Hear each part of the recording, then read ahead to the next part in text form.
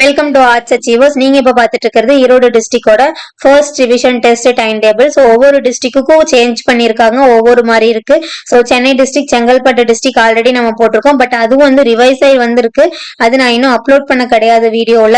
So இது இப்போ ரீசெண்டா ஈரோடு டிஸ்ட்ரிக்டோட first division test time table தான். எப்போ ஸ்டார்ட் ஆகி எப்போ முடியுதுன்னு பாத்தீங்கன்னா 12/1 ஸ்டார்ட் ஆகி 2/2 முடியுது.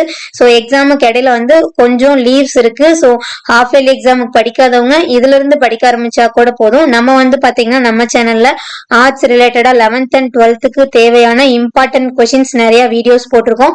இது வரைக்கும் ஆர்ட்ஸ் அச்சீவர்ஸ் சேனலை சப்ஸ்கிரைப் பண்ணாதவங்க ஆர்ட்ஸ் அச்சீவர்ஸ் சேனலை சப்ஸ்கிரைப் பண்ணிக்கோங்க.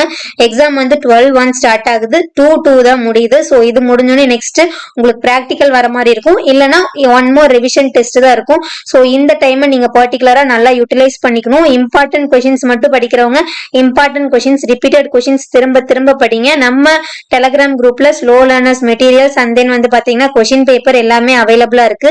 இது வரைக்கும் நம்ம டெலகிராம் குரூப்ல ஜாயின் பண்ணாதவங்க டெலகிராம் குரூப்ல ஜாயின் பண்ணிக்கோங்க. ஸோ ஆர்ட்ஸ் அச்சீவர்ஸ் சேனலை சப்ஸ்கிரைப் பண்ணிக்கோங்க. 2/1 ஸ்டார்ட் ஆகுது. 2/1 பாத்தீங்கன்னா என்ன எக்ஸாம் பாத்தீங்கன்னா 11th இங்கிலீஷ் எக்ஸாம், 12th பாத்தீங்கன்னா Tamil exam. 19/1 11th Tamil, 12th English. 22/1 11th பாத்தீங்கன்னா accounts, 12th computer application.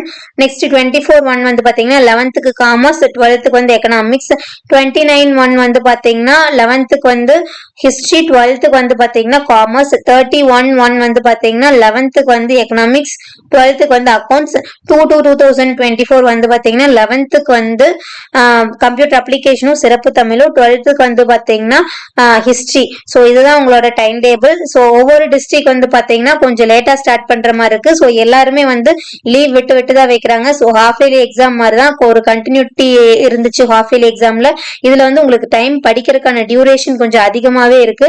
So இதுல இருந்து படிக்க ஆரம்பிச்சீங்கன்னாவே போதும். நம்ம கொஞ்சம் டைம் பிளானர் எல்லாமே வீடியோஸ் போட்டிருக்கோம். இது வரைக்கும் ஆர்ட்ஸ் அச்சீவர்ஸ் சேனலை சப்ஸ்கிரைப் பண்ணாதவங்க மறக்காம சப்ஸ்கிரைப் பண்ணிக்கோங்க. எக்ஸாமுக்கு நல்லா ப்ரிப்பேர் பண்ண ஆரம்பிச்சுக்கோங்க. தேங்க்ஸ் ஃபார் வாட்சிங்.